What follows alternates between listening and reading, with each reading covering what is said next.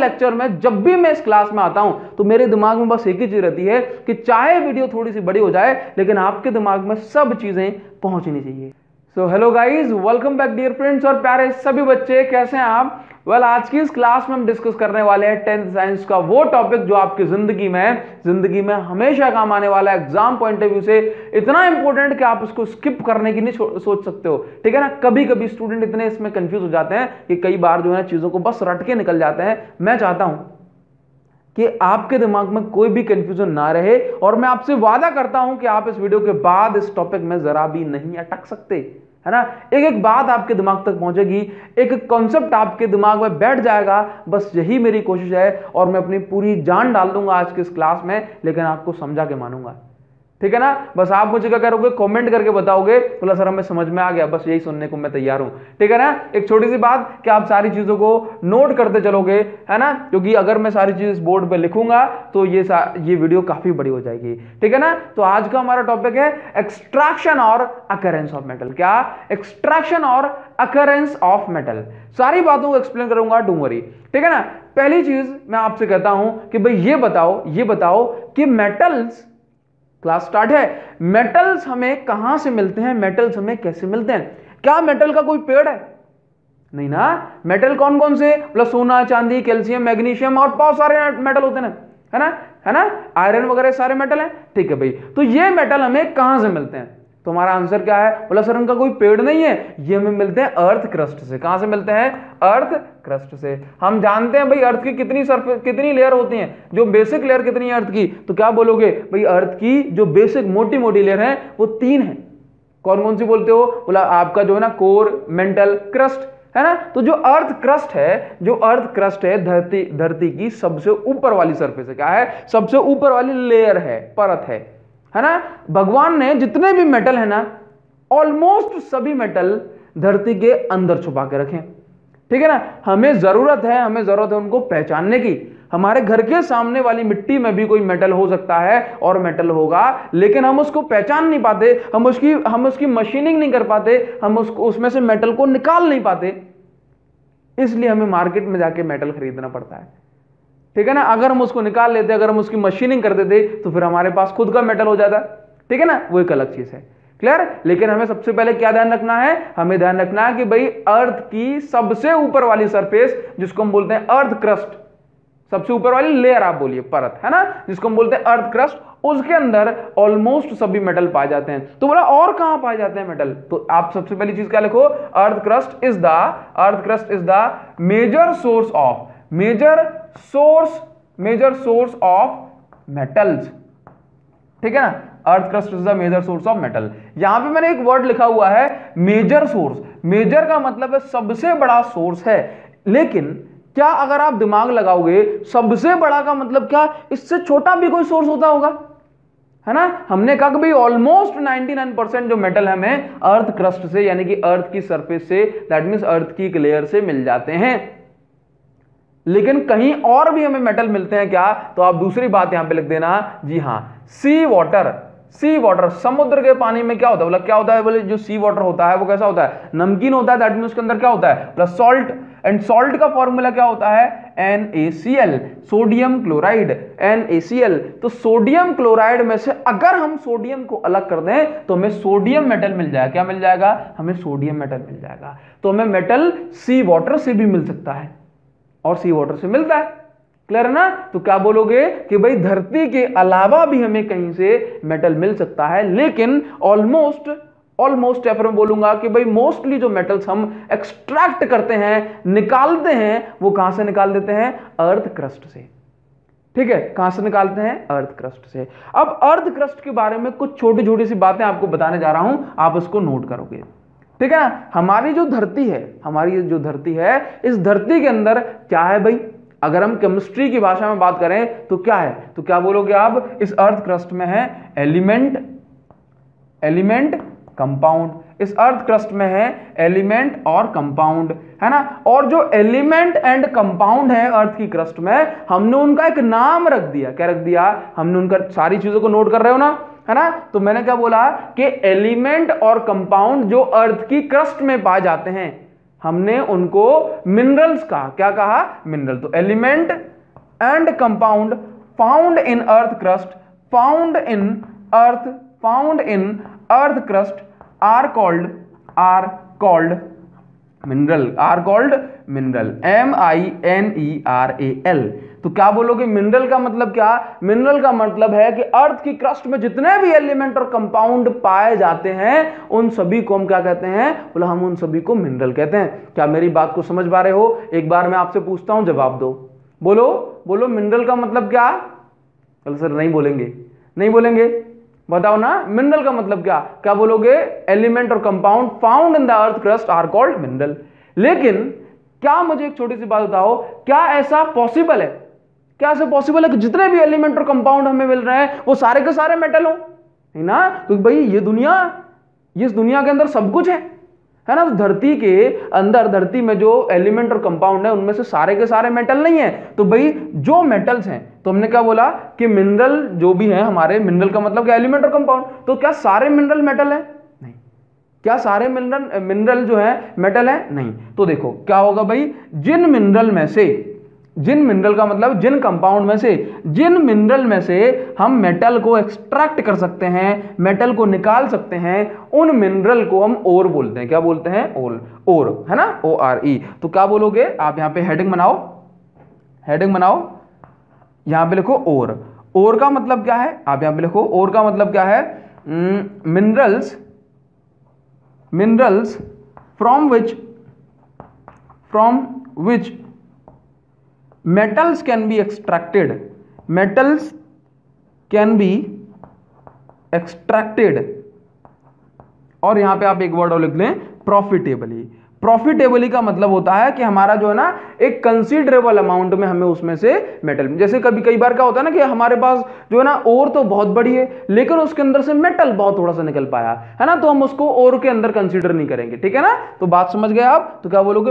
वो मिनरल जिनमें से हम क्या निकाल सकते हैं, जिनमें से हम मेटल्स को एक्सट्रैक्ट कर सकते हैं, हम उसको क्या बोलते हैं? और उसको क्या बोलते हैं? और। सारी बातें समझ में आएंगी, टेंशन लो, इमेजिन करवाऊंगा, टेंशन मत लो। ठीक है ना, सारी चीजें सोचवा के रख दूंगा, टेंशन मत लो। ठीक है ना।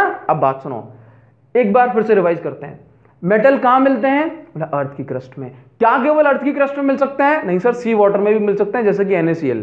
ठीक है ना। अच्छा, तो देखो क्या करेंगे, NaCl में Na को निकाल सकते हैं। ठीक है, अब इसके बाद बोला मिनरल क्या होते हैं? तो अर्थ की क्रस्ट में जितने भी आपके जो है ना एलिमेंट और कंपाउंड पाए जाते हैं उनको हम क्या कह देते हैं? भाई मिनरल कह देते हैं। ठीक है ना, ये सारे के सारे जो मिनरल हैं, सारे के सारे एलिमेंट और कंपाउंड जो है क्या बोलते हैं? उनको मिनरल बोलते हैं। लेकिन सभी मिनरल में से सभी मिनरल जो है मेटल तो नहीं होते, सभी मिनरल मेटल तो नहीं होते।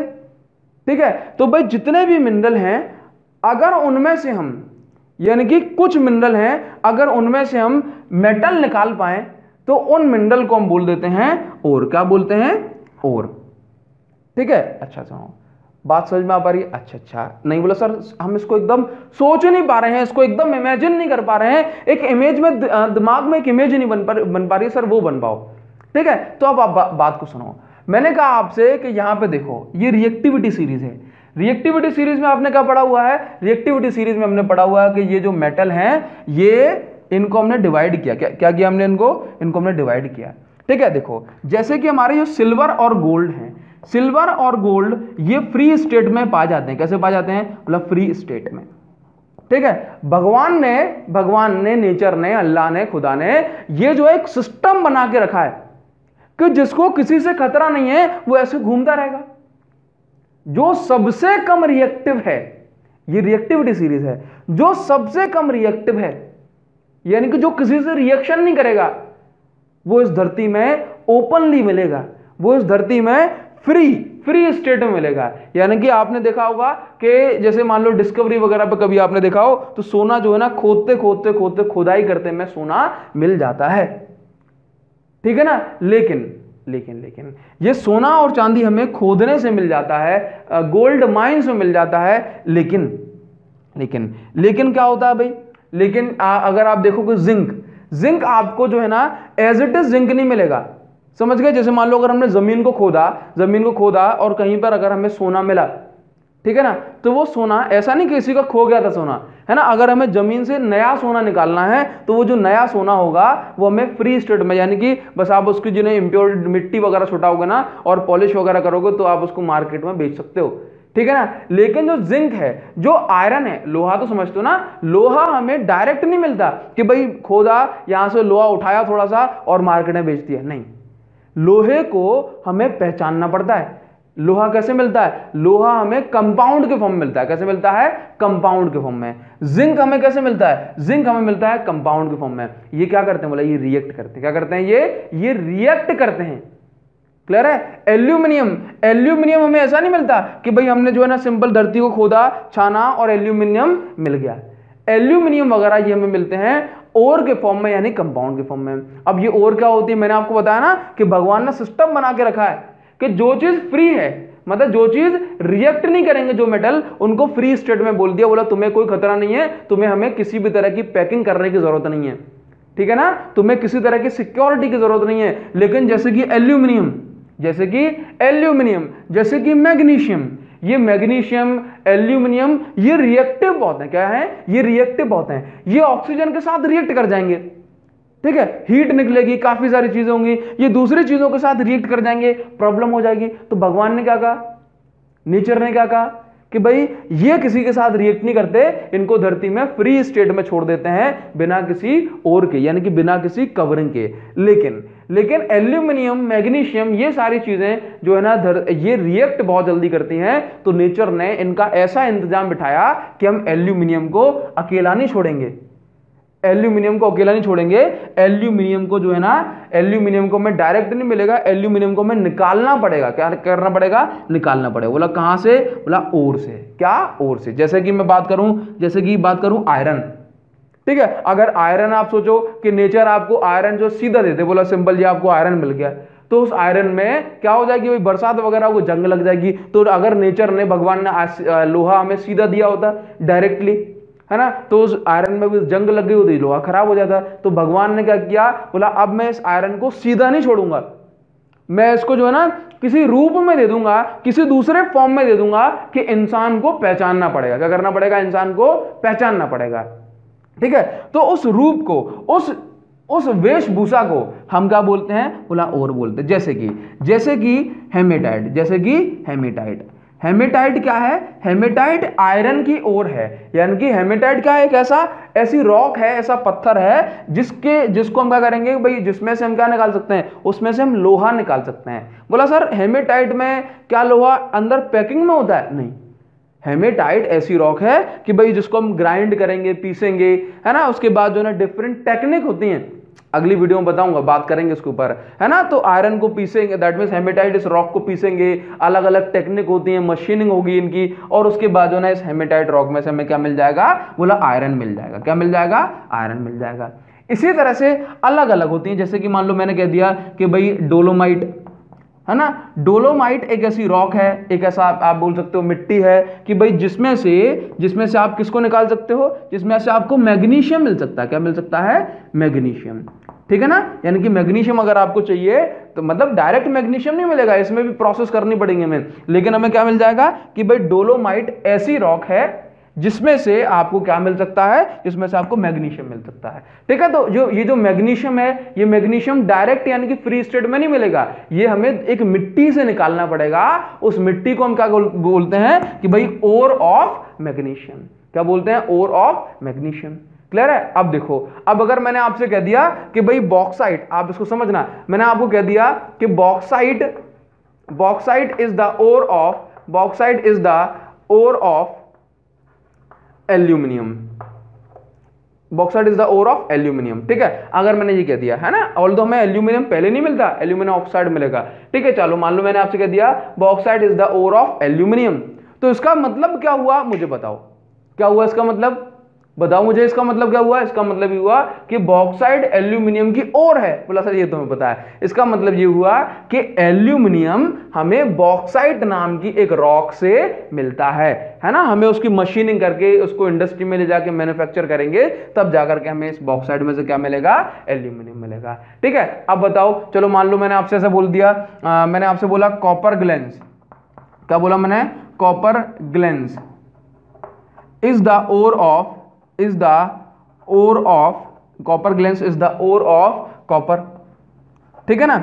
चलिए, तो इसका मतलब क्या हुआ, इसका मतलब हुआ कॉपर ग्लैंस में से हम कॉपर को निकाल सकते हैं, ठीक है। तो आपको अलग अलग ओर के नाम पता होना चाहिए, ठीक है। आगे आगे बढ़ते हैं। मैंने आपसे कह दिया कि भाई एक काम करो, किसका पूछूं भाई, सिनेबार, ये बहुत इंपॉर्टेंट है, ठीक है ना, ये बहुत इंपॉर्टेंट है, आप इसको याद रखोगे, सिनेबार, है ना।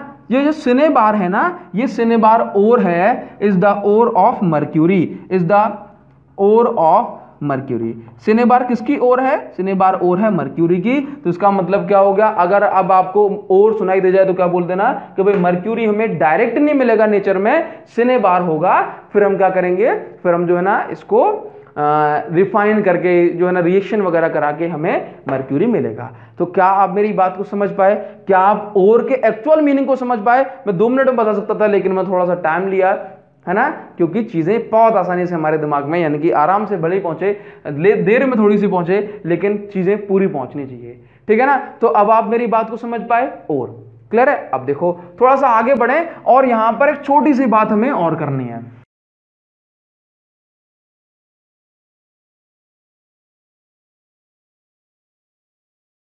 अब देखो बहुत ज्यादा जरूरी बात कि जो ओर हमें मिलती है ना, जो ओर हमें मिलती है नेचर से, वो पूरी तरह से प्योर नहीं होती, उसके पास कुछ इंप्योरिटीज होती हैं। मेरी बात को सुनना कि जो ओर हमें मिलती है वो उसके पास कुछ इंप्योरिटीज होती हैं, और उस इंप्योरिटीज को हम बोलते हैं गैंग।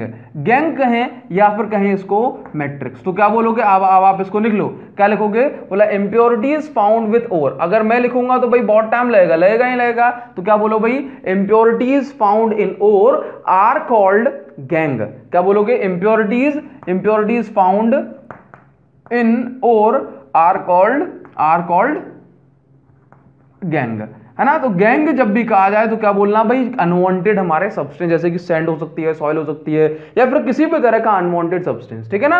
अच्छा, इसके बाद क्या होता है कि इंप्योरिटीज अगर हैं तो उस इंप्योरिटीज को हटाना पड़ेगा। तो इंप्योरिटीज यानी कि गैंग का रिमूवल करना, that means removal of gangue. क्या बोलोगे, removal of gangue. Removal of gangue is called enrichment of ore, is called enrichment, क्योंकि गैंग अगर है तो उसको हटाना पड़ेगा, दैट मींस ओर को रिच बनाना पड़ेगा, that means enrichment of ore, ठीक है। एनरिचमेंट ऑफ ओर कहा जाए तो उसका मतलब समझना कि ओर को प्यूरिफाई करना, उसमें से मिट्टी वगैरह, गैंग वगैरह हटा देना, ठीक है ना। अच्छा, एनरिचमेंट ऑफ ओर, इसी चीज को हम बोलते हैं कॉन्सेंट्रेशन ऑफ ओर। क्या बोलते हैं, कॉन्सेंट्रेशन ऑफ ओर। तो कहा जाए कि भाई कॉन्सेंट्रेटेड ओर है, इसका मतलब उसके पास गैंग नहीं है, ठीक है। नाउ तीसरी बात आप याद रखोगे, एक्सट्रैक्शन ऑफ मेटल क्या होता है भाई। तो देखो एक्सट्रैक्शन का मतलब क्या है, बोले एक्सट्रैक्शन का मतलब है, एग्जैक्ट वर्ड सुनो, कि किसी भी ओर में से उसके मेटल को निकालना इज कॉल्ड एक्सट्रैक्शन। किसी भी ओर में से उसके मेटल को निकालना इज कॉल्ड एक्सट्रैक्शन। तो क्या बोलोगे, एक्सट्रैक्ट मतलब निकालना, extracting metal from its ore, metal from its ore is called extraction of metal, that means called extraction process. क्या बोलोगे, is called extraction process. Now metallurgy को आप याद रखोगे, मतलब मेटलर्जी क्या होता है, अरे रे मेटलर्जी क्या होता है, बोला मेटलर्जी ये पूरी प्रोसेस है, दैट मींस मेटलर्जी एक अलग से ब्रांच है। मेटलर्जी जब भी कहा जाए कि हम मेटलर्जी पढ़ रहे हैं, इसका मतलब मेटलर्जी एक पूरी ब्रांच, एक स्टडी है किस चीज की, कि मेटल किस तरह से ओर में से निकाला जाता है, क्या क्या प्रोसेस होती है, कैसे उसकी मैन्युफैक्चरिंग की जाती है, कैसे अलग अलग चीजें की जाती हैं मेटल के बारे में, सारी की सारी चीजें किसके अंदर आती हैं, बोला मेटलर्जी के अंदर। तो मेटलर्जी एक सेपरेट ब्रांच है साइंस की। क्लियर है इतनी बात। नाउ आगे बढ़ते हैं। अब बात करते हैं कि ओर को किस तरह से, दैट मींस इस ओर में से अब मेटल किस तरह से निकाला जाता है। लेकिन उससे पहले कुछ छोटी सी बातें जो और जरूरी हैं ओर के बारे में जानने के लिए, उनको और जानते हैं, ठीक है ना। चलिए फिर पढ़ते हैं एग्जैक्ट कि मेटल किस तरह से निकाला जाता है किसी भी ओर में से, ठीक है। तो पहली बात आप यहां पे नोट करो कि हमारे जो है ना बेसिकली जो ओर होती हैं, जो हमें जो है ना नेचर जो है ना दो टाइप से हमें किसी भी मेटल को देता है। जो फर्स्ट टाइप है हमारी ओर का, वो आप लिख सकते हो सल्फाइड ओर। क्या लिखोगे? Sulphide ore. क्या बोलोगे? Sulphide ore. ठीक है। सेकेंड टाइप जो होता है वो होता है कार्बोनेटेड ओर। क्या होता है? कार्बोनेटेड ओर। ठीक है। जो हमें ओर मिल रही है, जो ओर हमें मिल रही है, दैट मीन्स अगर आप कुछ भी सोचो, जैसे मान लो मैंने कहा भाई जिंक, ठीक है, मैंने कहा कॉपर, मैंने कहा आपसे जो है ना मैग्नीशियम, ये अगर हमें ओर मिली तो किस फॉर्म में होगी, है ना, किस फॉर्म में होगी? जैसे मान लो मैंने कहा कि सल्फाइड ओर। सल्फाइड ओर का मतलब क्या है? जैसे मान लो मुझे ये मर्क्यूरी मिलती है, ठीक है, मर्क्यूरी को हम क्या बोलते हैं? Hg। ठीक है। तो मर्क्यूरी मुझे ऐसे नहीं मिलती नेचर में। मर्क्यूरी कैसे मिलती है? HgS, यानी कि मर्क्यूरिक सल्फाइड की फॉर्म मिलती है। किस फॉर्म में? Mercuric sulphide. अब मैं इसकी प्रोसेसिंग करूंगा, इसके साथ रिएक्शन वगैरह कराऊंगा, फिर मुझे क्या मिल जाएगा? इस मर्क्यूरिक सल्फाइड में से मर्क्यूरी अलग हो जाएगी। इसी तरह से कुछ और ऐसे होते हैं जो कि दैट मीन्स कुछ मेटल ऐसे होते हैं जो कार्बोनेट जिनके साथ जुड़ा होता है, हम उनको बोलते हैं कार्बोनेटेड और, जैसे कि जिंक। अब जिंक के साथ क्या होता है कि जिंक हमें नेचर में सिंपल जिंक नहीं मिलता। अगर ऐसा होता तो जिंक खराब हो जाता, रिएक्ट कर जाता। हमें जिंक कार्बोनेट के फॉर्म में मिलता है और हम इसकी रिएक्शन वगैरह करा के जो है जिंक अलग कर लेते हैं। तो बेसिकली इसके अंदर दो टाइप के स्टेप होते हैं, उन दोनों टाइप को हमें समझना है। तो आप समझ रहे हो कि ओर का मतलब, आप सारी चीजें क्लियर हो रही है? सल्फाइड ओर का मतलब वो ओर जिनमें सल्फर जुड़ा हुआ है, जिनमें सल्फाइड जुड़ा हुआ है, उसको हम बोलते हैं सल्फाइड ओर। क्लियर है? अब देखो दो टाइप की प्रोसेस होती है इसके अंदर, एक होती है रोस्टिंग और एक होती है कैल्सिनेशन। रोस्टिंग का मतलब समझो, रोस्टिंग का मतलब है हीटिंग करना। क्या करना? Heating of ore in the presence of, है ना, ये चीज आप अच्छे से याद करोगे कि इन the presence of air heating करनी होती है, बट बिलो मेल्टिंग पॉइंट। देखो सिंपल सी बात है, रोस्टिंग क्या है? बोला रोस्टिंग ऐसी ही प्रोसेस है जिसके अंदर हीटिंग की जाएगी इन द प्रेजेंस ऑफ एयर, यानी कि एयर दी जाएगी और हीटिंग की जाएगी। क्लियर है? बेसिकली जो हमारा मेटल होगा वो ऑक्सीजन के साथ रिएक्ट करेगा उसमें से, एयर में से। ठीक है ना? तो देखो रोस्टिंग किसके लिए की जाती है? तो याद रखना कि सल्फाइड ओर्स के लिए रोस्टिंग की जाती है। यानी कि सल्फाइड ओर में से अगर हमें मेटल को एक्सट्रैक्ट करना है या फिर हमें मेटल ऑक्साइड मिलता है, अगर मुझे सल्फाइड ओर को थोड़ा सा आगे बढ़ाना है इसकी प्रोसेस को, तो क्या करते हैं? मतलब रोस्टिंग करते हैं। इसके बाद बोलेंगे जो नेक्स्ट प्रोसेस है आपको अच्छे से याद रखनी है, जो कि है हमारी कैल्सिनेशन। क्या है? कैल्सिनेशन। कैल्सिनेशन का मतलब है हीटिंग।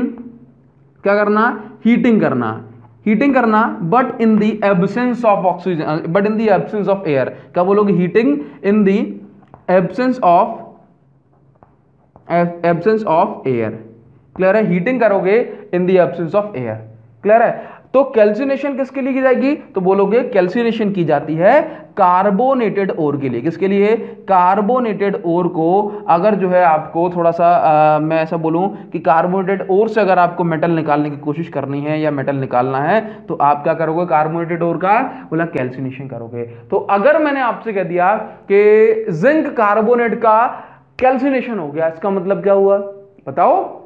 मैंने आपसे कह दिया कि जिंक कार्बोनेट का कैल्सिनेशन हो गया, मतलब कैंसलेशन नहीं, बोला कैंसल, है ना, कैंसलेशन नहीं, कैल्सिनेशन। तो इसका मतलब यह है कि भाई कार्बोनेट ओर का कैल्सिनेशन है, इसका मतलब है कि जिंक कार्बोनेट को आपने क्या किया? आपने उसको बिना हवा के जो है ना उसको हीट दी। क्लियर है? तो आप ये स्टेप समझ पा रहे हो, ये सारी बातें समझ पा रहे हो नाउ। अब देखो हमने क्या कहा आपसे, अब जो पूरी प्रोसेस है उसको जो है ना हमने थोड़ा सा अच्छे से और समझा। मतलब अब हम पूरी प्रोसेस समझने वाले हैं कि किस तरह से किसी ओर को अलग अलग तरीके से डिस्ट्रीब्यूट किया जाता है, अलग अलग फॉर्मेट में डिवाइड किया जाता है, और फिर जो है ना किस तरह से उसकी प्रोसेसिंग की जाती है, क्या क्या स्टेप होते हैं, और फिर हमें जो है ना जो फाइनल हमें मेटल मिल जाता है। क्लियर है? तो मैं इसको हटाऊं, लेकिन इससे पहले एक छोटी सी और बहुत ज्यादा जरूरी बात है ना, जो ओर हमें मिलती है वो भाई इम्प्योर होती है। ठीक है? लेकिन हम थोड़े से अपने स्टेप को आगे बढ़ाते हैं, तो कैसे ओर लेते हैं? तो आप बोलोगे सर कॉन्सेंट्रेटेड ओर की हम प्रोसेसिंग करते हैं। क्या करते हैं? कॉन्सेंट्रेटेड ओर के साथ हम रिएक्शन कराते हैं। क्लियर है? नहीं तो हमारी रिएक्शन मिट्टी के साथ हो जाएगी, डस्ट के साथ हो जाएगी, फिर हमारा क्या मतलब निकलेगा, ठीक है ना। तो देखो, तो हमने कहा कि रिएक्टिविटी के बेसिस पर हमने जो हमारे मेटल्स हैं उनको 3 टाइप में डिस्ट्रीब्यूट कर दिया।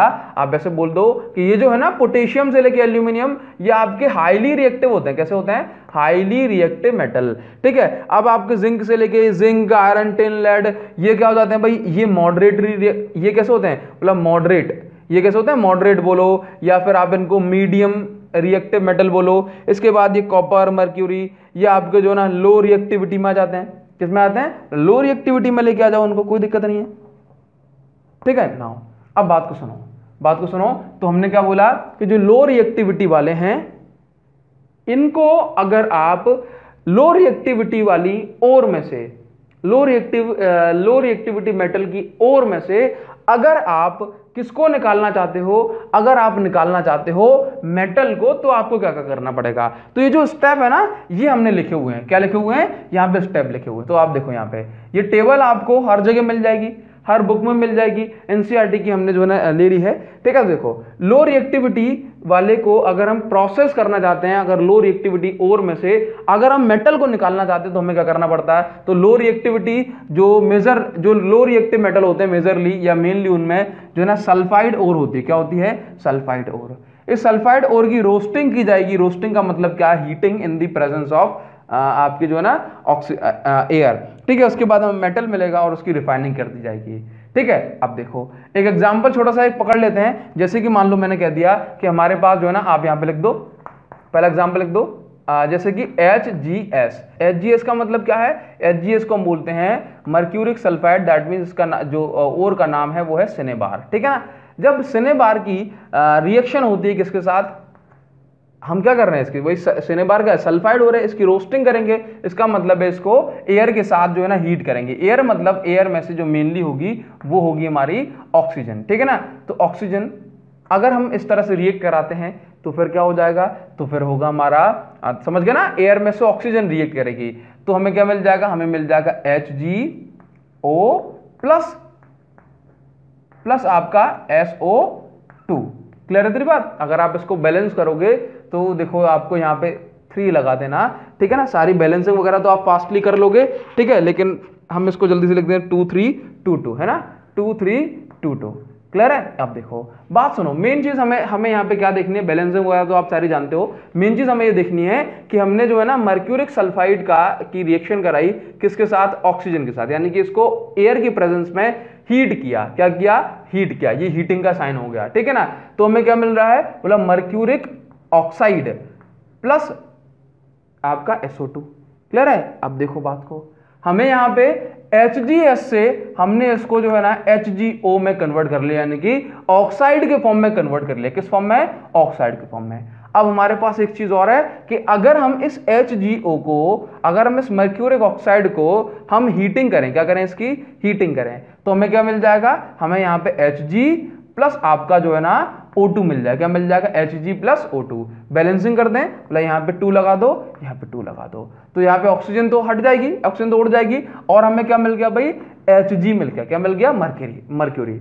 क्लियर है? तो यहाँ पर देखो क्या हुआ कि भाई हमने यहाँ पर मर्क्यूरिक सल्फाइड को क्या किया, यहाँ पे मर्क्यूरिक सल्फाइड को पहले इसको हीट किया आपकी एयर की प्रेजेंस में, एयर में से मेनली ऑक्सीजन जो है ना रिएक्ट की, तो हमें क्या मिल गया? Mercuric oxide. इसके बाद हमने मर्क्यूरिक ऑक्साइड को एक बार फिर हीट किया, ठीक है ना, तो हमें क्या मिल गया? हमें मिल गया सिंपल मर्क्यूरी।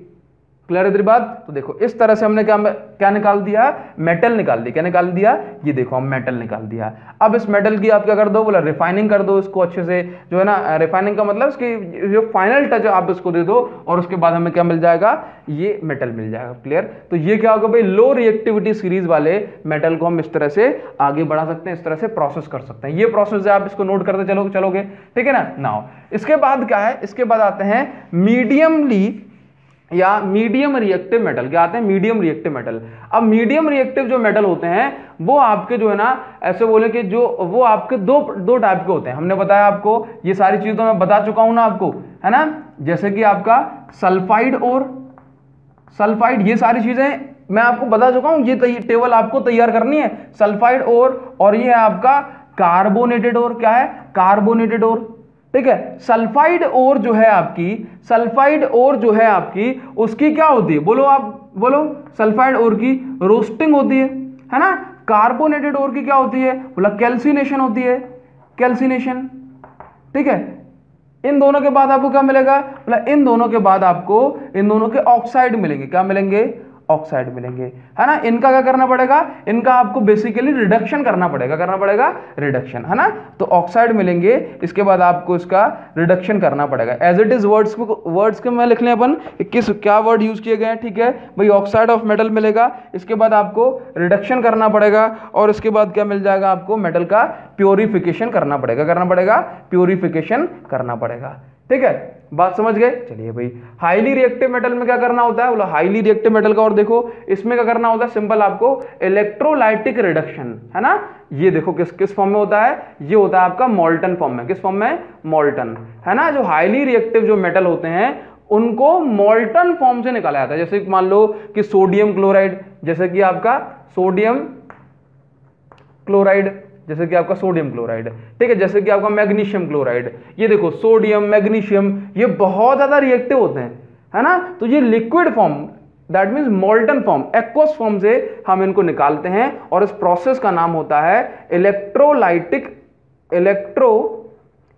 Electrolytic reduction. क्या होता है इनका नाम, इलेक्ट्रोलाइटिक रिडक्शन। बात समझ पा रहे हो। चलिए भाई, तो थोड़ा सा आगे बढ़े, थोड़ा सा आगे बढ़े। अब देखो इस प्रोसेस को और देख लो भाई, इनका एग्जांपल और देख लेते हैं तो आपको सारी चीजें एकदम क्लियर हो जाएंगी। ठीक है ना। अब देखो कि हम जहां पर है ना, दैट मीन्स हमें क्या देखना है कि जैसे मान लो हम इन स्टेप्स को फॉलो कर रहे हैं कि हमारे भाई जो मीडियम रिएक्टिव ओर है, हम उनमें से किस तरह से मेटल निकालते हैं। तो अगर मैं बात करूं लो रिएक्टिविटी, तो वहां पे केवल सल्फाइड हो रहा है, हीटिंग वगैरह की, और जो है ना हमने क्या बोला, हमें मेटल मिल गया। अब अगर हम बात करें कि हमारे जो मीडियमली रिएक्टिव मेटल हैं, मॉडरेटली रिएक्टिव मेटल हैं, अगर हम उनकी ओर में से उन्हें निकालते हैं तो फिर क्या काम बनता है, मतलब किन स्टेप को फॉलो करना होता है। तो देखो मीडियम में क्या है, सल्फाइड ओर है, सल्फाइड ओर की रोस्टिंग होगी, कार्बोनेटेड ओर की कैल्सिनेशन होगी, और इसके बाद जो स्टेप हम फॉलो करते हैं वो होता है रिडक्शन। मतलब कैल्सिनेशन या फिर रोस्टिंग के बाद दोनों ही केसेस में हमें ऑक्साइड मिलते हैं। क्या मिलते हैं, ऑक्साइड ऑफ मेटल, और उसके बाद क्या होता है, रिडक्शन। सारी बातें समझाता हूं। देखो अगर मेरे पास जिंक की ओर है ना, जिंक की ओर सल्फाइड के फॉर्म में भी होती है और कार्बोनेटेड के फॉर्म में भी, है ना। तो जिंक सल्फाइड की, सल्फाइड ओर की हमने क्या की, रोस्टिंग की। देखो यहाँ पे ऑक्सीजन की प्रेजेंस में हीट किया तो जिंक ऑक्साइड मिला, देखो ऑक्साइड मिल गई, देखो ध्यान से ऑक्साइड मिल गई, और आपको जो ना SO2 मिला। क्लियर, हमें किससे मतलब है, जिंक ऑक्साइड से। ये जिंक ऑक्साइड मिली, हम इसका रिडक्शन करेंगे। क्या करेंगे, रिडक्शन, है ना। तो यहां पे देखो, यहां पे क्या हो जाएगा कि देखो जिंक ऑक्साइड, ये देखो ये वाली जो प्रोसेस है ये क्या है, मतलब रिडक्शन है। क्या है, रिडक्शन। ठीक है ना। देखो तो जिंक सल्फाइड से हमें क्या मिला, जिंक ऑक्साइड। जिंक ऑक्साइड का हमने कार्बन के साथ रिएक्ट कराया, किसके साथ, कार्बन के साथ रिएक्ट कराया, और फिर क्या हो जाएगा भाई, जिंक अलग हो जाएगा और ऑक्सीजन कार्बन के साथ चली जाएगी। तो यहां पे क्या हो गया, जिंक प्लस कार्बन मोनोऑक्साइड। क्या होगा, जिंक प्लस कार्बन मोनोऑक्साइड, है ना। तो हमने क्या किया कि मॉडरेटली रिएक्टिव मेटल में अगर सल्फाइड ओर है, उसकी सल्फाइड ओर की रोस्टिंग की, रोस्टिंग के बाद हमें जिंक ऑक्साइड मिला, इसके बाद हमने इसका रिडक्शन किया और हमें मेटल मिल गया, इसके बाद हम इसका प्योरिफिकेशन कर देंगे। क्लियर है इतनी बात ना हो। तो ये स्टेप हो गया। अगर हम कैल्सिनेशन की बात करते हैं तो कार्बोनेटेड ओर की कैल्सिनेशन करेंगे। ये देखो कार्बोनेटेड को ओर को इसकी प्रेजेंस में, इसकी एब्सेंस में हीट किया, है ना। कार्बोनेटेड को सिंपल हीट किया, यहां पे ऑक्सीजन है, यहां पे कोई ऑक्सीजन नहीं है, हम इसके बाद हमें क्या मिला, ऑक्साइड ऑफ मेटल। क्या मिला, जिंक ऑक्साइड, और उसके बाद जो है ना जिंक ऑक्साइड हमें मिल गया। तो दोनों ही केसेस में जिंक ऑक्साइड मिलेगा, तो दोनों ही केसेस में सेम तरीके से हमने रिडक्शन कर दिया। क्लियर है। तो रिडक्शन का मतलब क्या, ऑक्सीजन को निकाल देना, है ना। तो जिंक ऑक्साइड में से ऑक्सीजन को निकाल दिया, इसको हमने क्या नाम दिया, रिडक्शन। ठीक है। तो इसके बाद हमें जिंक मिल गया, दोनों ही केसेस में चाहे सल्फाइड से करो कार्बोनेट से करो, और हमें इसको हम क्या कर देंगे, प्योरिफिकेशन कर देंगे। ठीक है। तो रिडक्शन का मतलब समझते हो कि ऑक्सीजन को हटा देना। क्लियर है। अब देखो यहां पर रिडक्शन की हेल्प से क्या, बात को सुनो, ये मोस्ट इंपोर्टेंट चीज मैं आपको बताने जा रहा हूं, है ना। ट्रेन की जो पटरियां है ना, जो मैं ऐसे बोलूंगा कि भाई जो रेलवे ट्रैक्स हैं, पटरियां हैं, ठीक है, वो कई बार क्रैक आ जाते हैं उनमें, वो टूट जाती हैं, तो उनमें हम ऐसी वेल्डिंग नहीं करते कि हम जो सिंपल सा अपनी वेल्डिंग लेकर खर्र कर दी वो वेल्डिंग हो गई, नहीं, उसमें इस तरह की वेल्डिंग नहीं की जाती, उसमें बहुत स्ट्रॉन्ग वेल्डिंग की जरूरत होती है और उस वेल्डिंग को हम बोलते हैं थर्माइट वेल्डिंग। क्या बोलते हैं? Thermite welding, THERMIT, thermite welding. Clear है? क्या बोलते हैं इसको? Thermite welding. क्लियर? THERMIT। इस थर्माइट वेल्डिंग में भी क्या होता है? इस थर्माइट वेल्डिंग में भी क्या होता है कि देखो ये जिंक ऑक्साइड है, इस जिंक ऑक्साइड में से जिंक को अलग कर दिया। इसी तरह से ये देखो ये फेरिक ऑक्साइड है। क्या है? फेरिक ऑक्साइड, आयरन ऑक्साइड है। क्लियर है? जब हमने इस फेरिक ऑक्साइड की रिएक्शन एल्यूमिनियम के साथ कराई, क्लियर है, इसको हीट किया, तो इस कंडीशन में देखो क्या किया, आयरन, ध्यान देना, आयरन से ऊपर आता है एल्यूमिनियम इन रिएक्टिविटी सीरीज, है ना, आयरन से ऊपर आता है एल्यूमिनियम। तो एल्यूमिनियम में इतनी ताकत है कि एल्यूमिनियम ने इस फेरिक ऑक्साइड में से ऑक्सीजन को छीन लिया और अपने साथ कनेक्ट कर दिया। इसको हम क्या बोलते हैं? यहां पे रिडक्शन भी हुआ, इसी चीज को हम बोलते हैं कि एल्यूमिनियम ने इस ऑक्सीजन को डिस्प्लेस करा दिया, अपने साथ ले आया। तो क्या मिल गया यहां पे? आयरन। क्या मिल गया? आयरन। इस रिएक्शन में इतनी ज्यादा हीट निकलती है, इस रिएक्शन में इतनी ज्यादा हीट निकलती है कि भाई ये रिएक्शन बहुत ज्यादा एक्सोथर्मिक है, इसमें इतनी ज्यादा हीट निकलती है कि जो हमें आयरन मिलता है ये मोल्टन स्टेट में मिलता है, जो हमें मेटल मिलता है वो पिघली हुई स्टेट में मिलता है, और ये मेटल उस क्रैक के बीच में भर के और कुछ टाइम बाद जो है ना ये सेट हो जाता है, हमारी पटरी जुड़ जाती है। इसको हम क्या बोलते हैं? इसको हम बोलते हैं थर्माइट वेल्डिंग। क्या बोलते हैं? Thermite welding. क्लियर है इतनी बात? तो एक बार फिर सुनो कि भाई रिडक्शन में क्या हुआ, ऑक्सीजन को हटा दिया गया, ठीक है, तो ये जो प्रोसेस है ये भी तो रिडक्शन ही है ना। Fe2O3 में से एल्यूमिनियम के साथ रिएक्शन कराई तो एल्यूमिनियम ज्यादा ताकतवर है, कैसे पता? रिएक्टिविटी सीरीज में ऊपर आता है तो एल्यूमिनियम ने ऑक्सीजन को छीन लिया और अपने साथ कनेक्ट कर लिया और Fe अलग हो गया। इस रिएक्शन में इतनी हीट निकलती है कि जो आपका जो आयरन है वो मोल्टन स्टेट में मिलता है। किस फॉर्म में? मोल्टन फॉर्म में मिलता है, लिक्विड फॉर्म में। क्लियर है? तो इस तरह से यहां पे भी देखो क्या हो गया, ये फेरिक ऑक्साइड था, फेरिक ऑक्साइड से हमें आयरन मिल गया, तो ये भी क्या है कि हमने जो है ना किसी कंपाउंड में से छीन के क्या बना दिया? आयरन बना दिया। क्लियर है? दैट मीन्स हमने क्या बना दिया? मेटल बना दिया। इसके बाद एक लास्ट प्रोसेस है जो कि केवल आपका 2 मिनट में लूंगा, उसके बाद आपको जाने देंगे। क्लियर? जो कि हमारा हाईली रिएक्टिव सीरीज के लिए, किसके लिए? हाईली रिएक्टिव सीरीज के लिए। हाईली रिएक्टिव सीरीज में जो हमारे जो मेटल्स होते हैं वो मोल्टन फॉर्म में लेते हैं। किसके फॉर्म में? मोल्टन फॉर्म में। ठीक है ना? देखो मेरे पास जो है ना यहाँ पे एक है कैथोड, क्या? कैथोड, और एक है मेरे पास एनोड। कैथोड का मतलब नेगेटिवली चार्ज, एनोड का मतलब पॉजिटिवली चार्ज। ठीक है ना? यहां पे लगा दी मैंने एक बैटरी। क्या लगा दी? बैटरी। ठीक है, नेगेटिव चार्ज यानी कि बैटरी का एक छोटा वाला टर्मिनल, और पॉजिटिव चार्ज है इसका मतलब बैटरी का बड़ा वाला टर्मिनल। ठीक है, अच्छा, जो हमारा पॉजिटिव चार्ज से कनेक्ट होता है वो क्या होता है? एनोड। ठीक है, और जो बैटरी के नेगेटिव पॉइंट से कनेक्ट होता है, नेगेटिव टर्मिनल से, उसको हम क्या बोलते हैं? कैथोड। क्लियर है? हमने क्या किया? हमने यहाँ पे ऐसा किया कि ये हमारे पास जो है ना इसके अंदर NaCl भरा हुआ है। क्या भरा हुआ है? NaCl। ठीक है, जब हम इसमें इलेक्ट्रिक करंट पास करेंगे तो इलेक्ट्रिक करंट के कारण से ये NaCl जो होगा ना वो Na+ और Cl नेगेटिव में टूट जाएगा। इस सॉल्यूशन के अंदर, इस मोल्टन सॉल्यूशन के अंदर काफी सारे Na+, काफी सारे Cl नेगेटिव हो जाएंगे।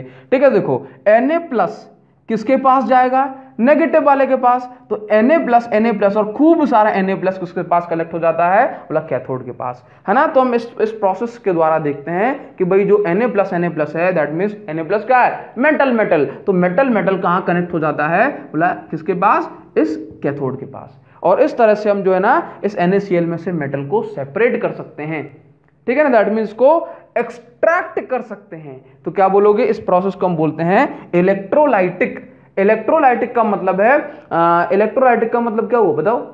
इलेक्ट्रिक करंट पास करा के, है ना। और रिडक्शन का मतलब है कि हमने इसको जो है ना इसमें से इसको अलग कर दिया। ठीक है, तो देखो इस प्रोसेस को हमने क्या नाम दिया? Electrolytic reduction. क्लियर? थोड़ा सा टॉपिक ये बच्चों के लिए थोड़ा सा टफ हो जाता है, लेकिन आपको समझ में आया नहीं आया? देखो मेरी पूरी की पूरी कोशिश ये रहती है हर लेक्चर में, जब भी मैं इस क्लास में आता हूं तो मेरे दिमाग में बस एक ही चीज रहती है कि चाहे वीडियो थोड़ी सी बड़ी हो जाए लेकिन आपके दिमाग में सब चीजें पहुंचनी चाहिए। क्लियर है ना? तो कैसी लगी आज की वीडियो जरूर मुझे कमेंट करके बताएं। मिलते हैं आपसे नेक्स्ट वीडियो में, लेकिन मैं आपका प्यारा सा कमेंट जरूर चाहता हूं। Thank you so much, thanks a lot.